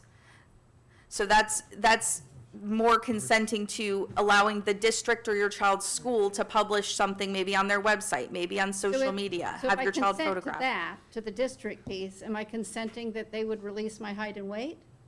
You're saying that a district publication could release your height and weight, or if your child was on a officially recognized sports or activity, a district recognized, that information could be released in district-sponsored publications or district-approved news, media, interviews, releases, articles, and photographs. So if you're on the state champion volleyball team and your child's on the team, you're giving permission that the district could publish the roster information. The district could share that with a sports reporter. Or the state Correct. champion wrestling team. Correct. That So height they and are weight is- Y weight anyway. Right. So height and weight is okay in those instances, I mean, but place of birth? Why do we need to tell anybody where anybody's born? I don't care where they're You don't born. have to, you can say no. But then can you just opt out of that one, where No, you they were have to have born? the whole thing. Yeah, see, We can work however you all want this depicted. This is traditional language that's been there. This is in and our policy, too. I know. in my We'll have to experience, change that. in 5 years in public information, I have never been asked for any sports team, child, anything news related to release their date of, or place of birth. It's not a common practice, but again, the language comes from the policy. So date of birth, anybody can find out anybody's date of birth. You can just go on the internet and do that. Anybody can. I can look up anybody's name that lives here in Martin County and find out their birth date. What I can't find out is their place of birth. Correct, and I've never been asked that. I've never written anything for the district that tells someone's place of birth. It's just a piece of data that's in the policy. well, we'll just have to remove that policy, that part of the policy. That's fine, we can deal with that. I think we should, Well, the policy's coming back to us to remove it, so. so we can. But there's nothing to say that we can't approve this form without place of birth. Yeah, We can just eliminate those words. I think we should let them move ahead with it. I do think, to Mrs. Roberts' point about the separate areas, I do think it's important to keep it separate to some degree, because if people are opting out because they don't want the third party, and then they're also opting out just because, so many things have been listed, it'll mean that, we aren't able to really showcase anything that's going on in our schools, with video depiction, photographs, have kids be interviewed, even if they are on, like the SPAN robotics team did something, we wouldn't have permission to kind of share the news about any of that if we didn't have a separate way for families to delineate between district and school use and third-party use. So is this part of the code of conduct, these forms? These consents, photo media release that you see, yearbook pictures, and library release used to appear as consents in the back of the code of conduct. We're trying to move them away from being the code of conduct where they're housed and place them with, when somebody comes to enroll in the district, they would complete it at that time, and each year when we do our back-to-school updates of information, they would recomplete it for the new year. If I need to update my phone number, if I've moved, I complete it on Focus, and then I'm also refreshing my memory of all the programs that we have that I can opt in or opt out of, and we've got, it's not on this page, but there's a whole list of annual programs that are tied to statute that we have different mechanisms for implementing, but the statutes also let them opt in or out of those specific programs for their child. So it's just a one-stop shop at the beginning of the year when people are really tuned into getting ready for the school year and filling out and updating their information to kind of refresh their memory and go through at that time, or when they're enrolling for the first time. So do we know the percentage of parents that never log into Focus? So this is the second year that we've done it. We did have great participation last year. I can't give you the percentage, I'd have to look into that. But what really kind of got people invigorated about it last year was when we told them they could log in ahead of time and see who their child's teacher was going to be. But in order to see who their child's teacher was going to be, this I gotta form fill came that up, and it had to be filled out before you could move to the next screen and see for middle and high school the course schedule or the class teacher. What we're planning to do this year, once we do have final language approval and can get this deployed, is to kind of like track by school the participation and the completions. So we know if there's people that we need to get a hard copy form at the Title I schools, if we need to deploy the family involvement specialist to connect with those families and say, hey, we can help you get online on Focus, or we can help you complete it hard copy form. But it's just the beginning of the year, when you have it all in one place, it seems to be the easiest way to get families to complete, one way or the other. Can students log onto Focus? They can log on separately from their parents. Correct. They have their So own I view can and their own say credentials. that, like, as a parent of a high school student, I very rarely went on Focus because I'm preparing my kids to go.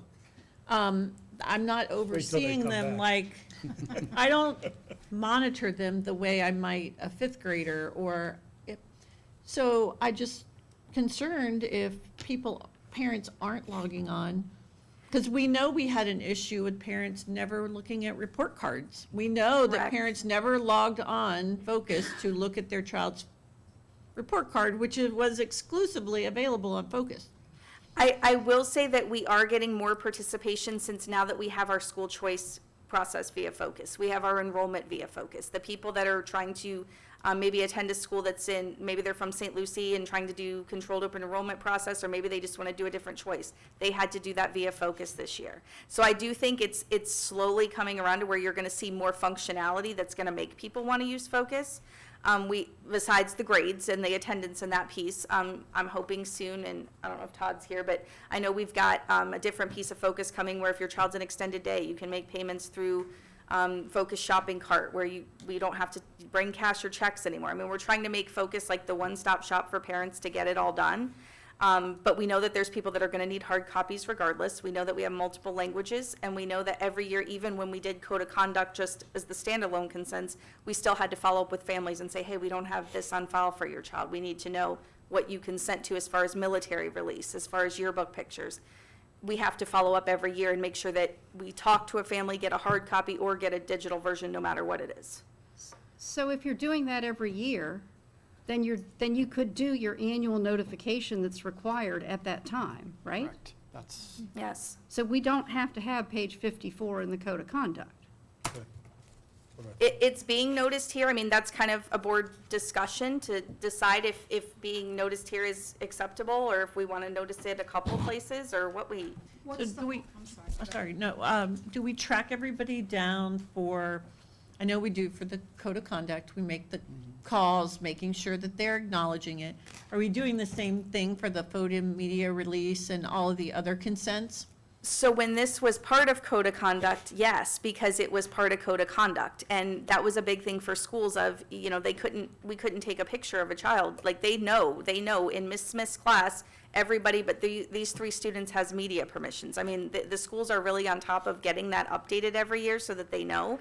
But moving it away from the Code of Conduct and making it part of the one-stop shop is going to be just us tracking the focus forms and having ET pull the reports for schools of, you've got a 50% completion rate. Do we need to get you hard copies? Do we need to have the family involvement people, kind of get boots on the ground and follow up with people? It's just kind of moving it from the Code of Conduct, since we already have the yellow card and everything else as a separate process, to make it one process and streamlined. So then it would seem that you would want all of this back in the Code of Conduct. Well, You only have I know, one because thing. I'm thinking, are So you going now- to put the consent for the Code of Conduct that you received and read it here? The Code of Conduct consent is going to be, this form the only piece that's on the screen right now is the section of the form that talks about directory and the consents that were at the back. There's another page that goes on, I'll show you, this is annual programs, showing families different annual programs that it gives the definition about fulfilling the legislative requirement. And if they don't want their child to participate in this instruction that we're required to provide, they can choose to do that. There's a Code of Conduct I've read, I understand, I've received a copy of it, I need a hard copy of it, whatever the case may be for the Code of Conduct also included here. So this page 54 is just a recommendation to let parents know what it is, defining it, and sending them to Focus. It's my understanding of that is a definition coming from school board policy of what the directory information is as listed in our Code of Conduct. But we also have directory information defined here as part of this form that will be going to all families. So this is just kind of extra information, if you will?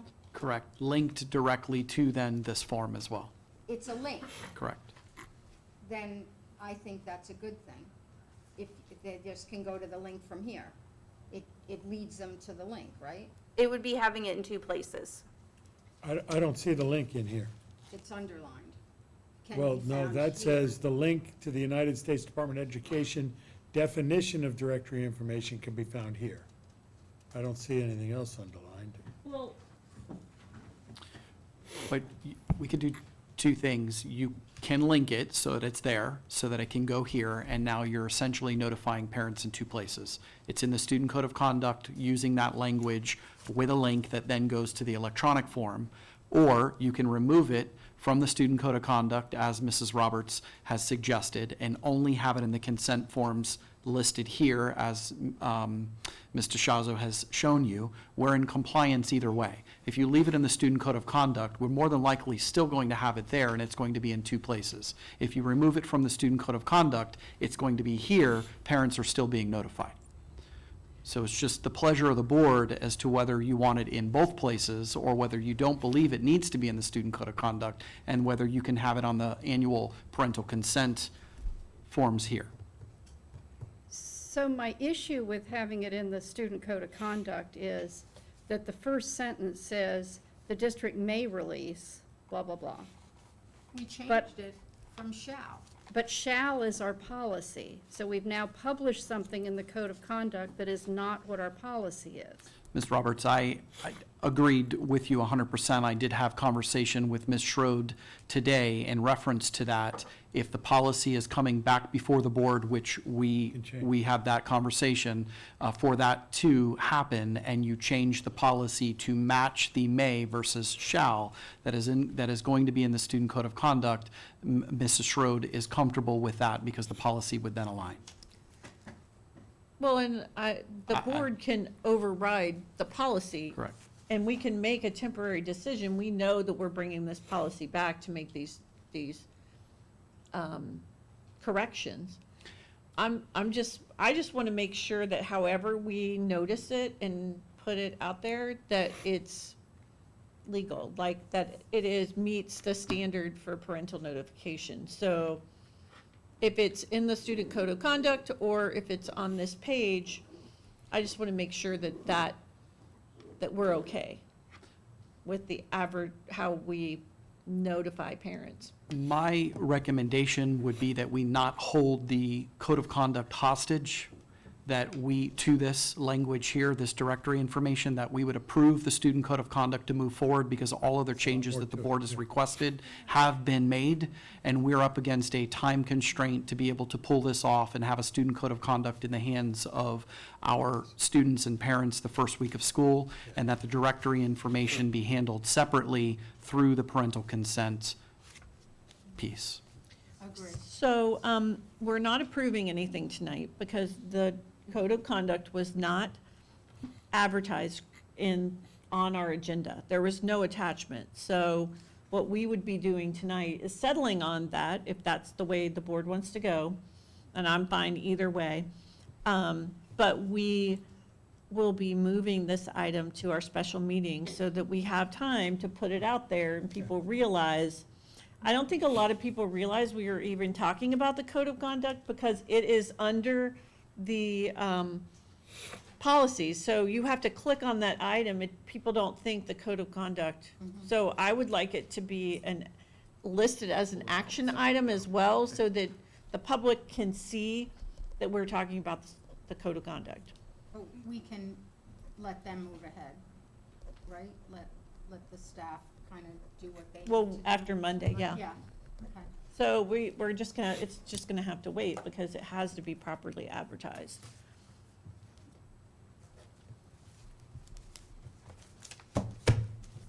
And I talked to Mr. George about it. He actually approached me, but Mr. Main and I had already spoken about it earlier, that we really need to get it out to the public first so that they have an opportunity to weigh in on it. So from a staff position, we know that the code of conduct thing, they chase that to get the approval for the code of conduct. but we don't know what it's gonna look like if you take all these other forms out? Is that where we are now? When you said that, I believe that you said that this will be, last year it was all included together. This year it's a separate set of 10 pages. And that they will not, if it's not done with the code of conduct, that then ET would run a report, would tell the school how many they're missing, would blah, blah, blah, et cetera, et cetera. So would schools, say Ms. Schmidt's school, then be in a position where they're chasing code of conduct people and chasing the 10-page consent people? No, because on the, part of what's going to appear in focus and also what we're going to give hard copy as necessary is going to be the consent page of, I have received a copy or I've read the code of conduct and, whatever, I'm not sure off the top of my head what the actual language is there, but it's the confirmation that they have been made aware of a code of conduct, they've read it, and they're acknowledging, whatever it says in there that their child is expected to adhere to. It's going to be part of the bottom of this form. So it's not going to be in the code of conduct too? Or it is also going to be in the code of conduct? It's also going to be for those that need a hard copy code of conduct, yes. There are people that don't need the hard copy and will just read it and acknowledge it as part of the form online. But if they would like a hard copy, yes, it will be included as part of it. The code of conduct acknowledgement, not all of the things that are on the screen. So they're going to get a code of conduct acknowledgement twice. If Once they- in the code of conduct and once with your 10 pages of consents. If they want a hard copy of the code of conduct, yes, they would get it there in the back of the booklet. If they do not want a hard copy of it and are fine reading it online with the rest of the documents that we have, they're able to do that and consent to it with this focus form as part of their reauthorization forms for the new year. So, just one other little question about the directory information. I thought we wanted to add that we do not sell student information because we, as a school district, yes, we have never, I don't think, in my number of years, ever sold student information to Never. a third party. So I'd like that clarified for families that we are not selling. Yes, we can make that, add that in there as well. Didn't we have that conversation already? Isn't it in the second paragraph? We did, but we were gonna, 50. which one? Sell directory information. That is Where is on, Second Page 54, second. yes, Yeah. but we can also delineate that as part of the explanation given here too. Yeah, I'm looking at the consent Oh, form. okay. Yeah, the directory on the consent pages. Yes. I can take this, that sentence from our legal guidance and incorporate that. Yeah, so, I mean, really, you all are chasing all of these things anyway. They're gonna be Twice. student code of conduct, the media, the everything. So, And that's part of the reason that the recommendation is, even though, in a perfect world, it's not ideal, is to do all or nothing on the third-party directory, because we do have to have different fields built out for every child where we know, okay, they said noted third-party, but they said yes to district, and they did check that they received code of conduct, and we can really easily see what's on file for every student. so I guess this is a legal question too. If a parent asks for a hard copy of the student code of conduct, and we haven't advertised it with this information about the directory, but it's the hard copy version, the parents are gonna get it. I don't see, how can we remove it from the code of conduct if we? We can't make it part of the code of conduct if it's not advertised that way. They're gonna have two options. They're either gonna sign it physically, or they're gonna go to the page and do it. But they're only gonna get a physical copy if they request it. They're only going to get a physical copy of of both things. They're only going to get a physical copy of the actual code of conduct itself with all of the levels and parameters and infractions if they request it. Otherwise, they can review it online, and we have it linked several places, including all the schools' websites. And they're also only going to get the reauthorization or enrollment forms, depending on their status with the district, hard copy if they need it. We have some schools that we know almost the whole population is going to need a hard copy. We're prepared for that. But other schools, a lot of parents we know will complete it online, and we won't have to give them all of these consents hard copy to fill out and sign each year.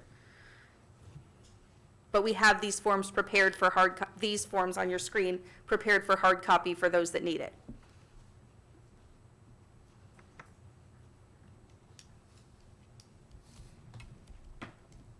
Okay. It's clear as mud. Right. So you gave us pages 7 through 10. What's 1 through 6 look like? 1 through 6 is going to be what is commonly referred to as the yellow card. That's all of the information that you go through where you tell us about your address, your phone number, if there's anything that's changed with the custody situation, anything that's changed with allergies or medical that we need to know. You consent to the health services in accordance with statute and services that can be provided in school clinics. Those are all different things. And then this is where it kind of starts with directory information that we went over and all of the permissions. So is one of those pages, 1 through 6, include a code of conduct release? That's actually going to come at the end, would be the form, I think it's traditionally titled Form 356, where they adhere to or say that they've received the code of conduct and that their child's going to adhere to it, and that they, that they understand and acknowledge receipt of it, or that they've read it. So it would come after the My Signature below? No, it would come right before that, right after the Kids Smarts, which is another annual program. That signature line there is going to be the final, I've completed everything that I need to complete, and I'm ready to submit everything and X out of the screen, basically. So this 1 through 10 pages is going to have something inserted above the My Signature below? There is, that's correct. the code of conduct? There is a standard district form that Ms. Ilucci's department has kind of taken out of the, how we used to do things, since we've removed some of these consents and put them here, that is going to be embedded there. There's a whole new form that's been created just for code of conduct acknowledgement. So the form itself, it'll look just like these. So this will be 11 pages of consent then, because you'll add another page, correct? It may not take up a whole page to embed that, but it could be 11 pages. I don't think it necessarily will, but yes, it could be.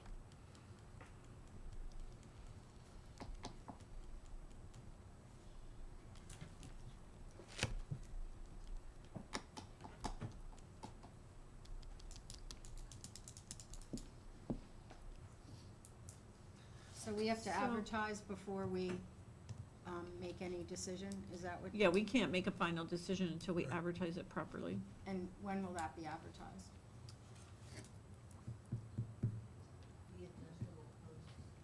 Tomorrow? Tomorrow? Okay. Okay. And then Monday we can make a decision? Okay. Well, it'll be the first reading, and we'll be approving the advertisement. And then when will the second read be? It won't be, I'm concerned that It'll be school is gonna August start. 1st. Is that gonna be an issue? it's an issue every year. I'm We just do. asking the Oh, question. okay. Yeah. Yeah, it's an issue every year. Does it keep you from doing anything you need to do? I mean, from my perspective, it's all the direction that the board wants to go. We want to put out things as quickly as possible so that parents have time to start filling out these forms ahead of time. That's always something that in years past, before we had the online option, the first 2 weeks of school were literally spent passing out forms, trying to get the forms back and seeing who didn't have a form. It was nice last year to be able to send this out ahead of time and at least get a head start on some of our families being able to complete everything that they needed to begin the school year. But we want to do it right. That's the bottom line. We want to do it the way that the board wants it, and we want it to be comprehensive and covering everything that we need to cover for the families. And the good news is we have a student code of conduct right now that will remain in effect until we go through this Okay, so we're procedure Sure. and process. So it's not like we're not going to have guidance on Okay. conduct. So I think that we should get this right and advertise it properly and go through the process. And then because the majority of people actually get a digital copy, used to be, it was a big deal because we had to print, physically print copies for everyone, and then parents had to sign the form and send it back. Now with everything being online, I think the process will be much easier. So it'll be more of a, It definitely is. I mean, once we get it finalized, I text a link in English and I text a link in Spanish, and everybody gets their version. I text the dress code in English, I text the dress code in Spanish. Everybody gets their version, and then they also are gonna get, once we're ready to launch, the link to do this if they want to, and the schools know that if the family does not want to do the online form or doesn't have a way to, they'll be prepared with all the same information on site to help them to send it home in backpacks, whatever we need to do. okay, Makes sense. all right. And I'm almost afraid to ask, has this been translated yet, and do we have an issue again with flowcharts? The form that you're looking at has been translated, so The code of conduct? the consent form. The code of conduct, I cannot speak to if that's been translated. Teresa's shaking. Ms. Ialucci's shaking her head. Yes, ma'am. No, it has not been translated. Mrs. Roberts, to answer your question, I cannot send it for translation until at least it's gone through the first approval, so that I know that there won't be very, very many substantive changes.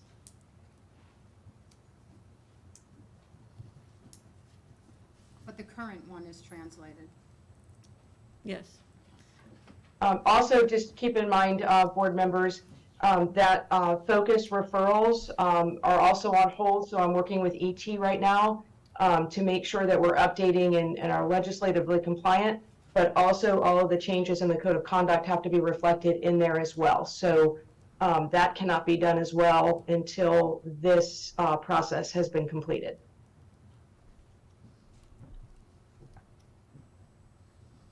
I think it would be safe to say that the translation should go ahead and get started.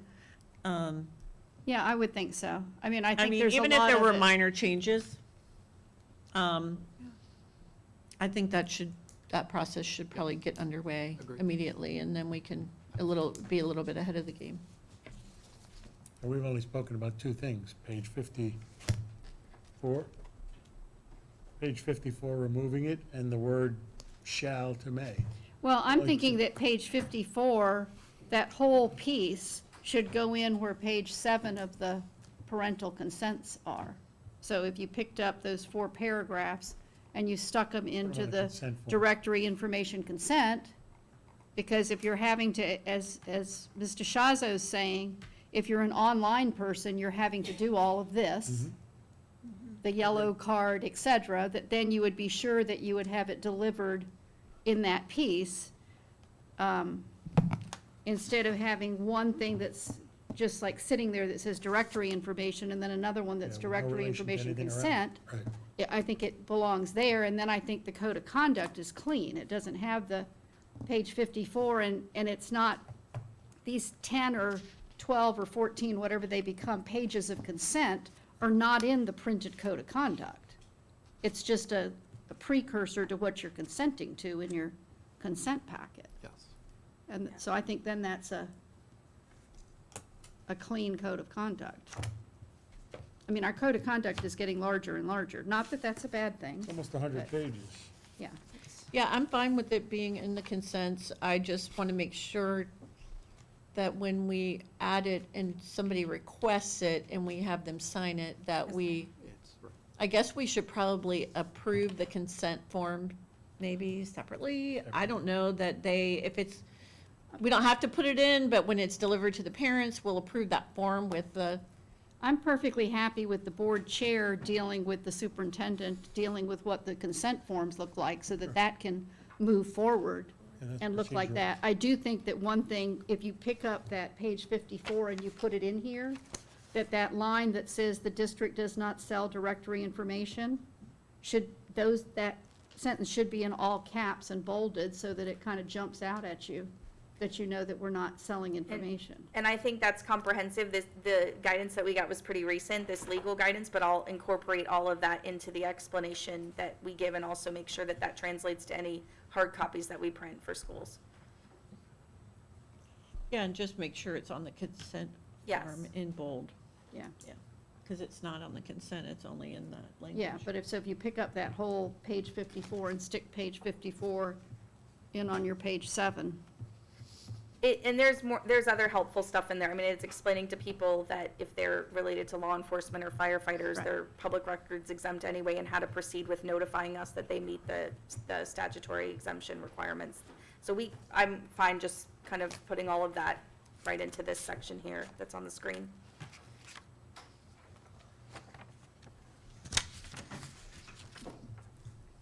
Okay. I guess we probably need a motion to move this to the next meeting, or it's an action item. Do we need to make a motion to Continue it to the next continue it to meeting? the next meeting? Because the student code of conduct wasn't on here, there's not really a Nothing need there. to move it forward. You should make sure it's agended correctly for the next meeting. Okay. So do we have consensus with the taking page 54? Yeah. And moving it? Everybody okay with that? Yes. Yeah, I'm fine with it. It would just become part of the consent Yes. forms, yeah. And also that language thing that says, in all caps out there, Yeah. that we don't sell information. And so- Is everybody okay with the board chair dealing with what the consent forms look like, so that? If the board chair is. Only the consent form for the code of conduct. I'm not looking at all the consent forms, right? Or do you want me to look at all the consent forms? Yeah, I think all the consent forms. Okay. Fine. Do we have to do anything with the translation? Do we have to say anything about going ahead with that? Do we have to? Yeah, so do you motion that? need, do you need consensus that we need to get this translated? Yes. I think he got that. We got it. Okay. Okay, good. I received consensus. Okay. Any other questions about that? And everybody's good with all the consent forms getting done by the chair, right? Good with that? If The she consent- is, I'm You okay with okay that? with Yeah. it. Yeah, I don't care. I'm okay with the superintendent working on this, and then I'll review them, yeah. We will have them ready. And we can get them out to all the board before hopefully before the next meeting. Okay. That way you all, if you have any issues or problems with them, you can share that information too. Okay. Because I'm only one, so. Okay. Yeah, no, I think we should look at how we advertise, like, the first review, because they're kind of buried in there, so really you have to click on that item, and a lot of times we could have 20 policies that we're looking at that are they don't show up on the page, on the front page of the agenda, so I just want to make it easier to. There's a way Yeah. to roll that Open. open, isn't it? When you print the master agenda, to roll that whole list. You know what I'm asking? Not for everything, but I mean just for that one, when we're doing the policy thing, not so you have to open another page, so that when you're actually on the policy for the first review, you would see the list of policies that we're actually doing. So that if Not that you have to open the item, you would see it on the So front looking page. at the bare agenda without opening that particular 2101, you would be able to see each of those What it says. things. We can, If not, I think what you can do is, you can label each of them 2101, 2102, 2103, Yeah. 2104, Yeah. and you'd be able to do that. Like Yeah. the 21s is the first read, but then you'd give each of them its separate thing. But I think there's a way to, yeah, which I think would help. yeah, I think so too.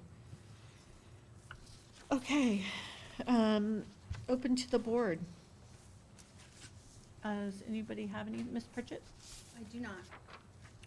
I just want to say thank you for all your support for SPAM. I knew from the most part over the years that you were all supportive, and Superintendent for helping along to make that process move faster. So thank you all very much again. You're welcome. And they are celebrating right now, so that's Yeah. a good thing. Ms. Russell? No, I'm so excited that you spearheaded that and that you really got with them and made that happen, because it's I been a think it was a long group time effort. coming. And It was a I'm, group long. effort. Thank you. I'm so happy. So thank you for your efforts. Thank you. Ms. Roberts? I'm good. I just wanted to say, I hope everybody gets off to a really great school year. I'm going to miss the kickoff. I have been asked to be on the reactor panel for the best standards. So they're meeting in Tallahassee, or no, in Orlando, August 3rd and 4th. The way it works, so there is a whole panel of teachers that work a whole week before, really digging in based on grade level, all the standards.